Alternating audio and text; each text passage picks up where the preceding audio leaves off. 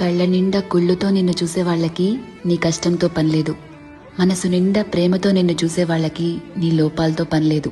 కడుపు నిండా ద్వేషంతో నిన్ను చూసే వాళ్ళకి నీ మంచితనంతో పనిలేదు. గుండె నిండా అభిమానంతో నిన్ను చూసే వాళ్ళకి నీ తప్పొప్పులతో పనిలేదు.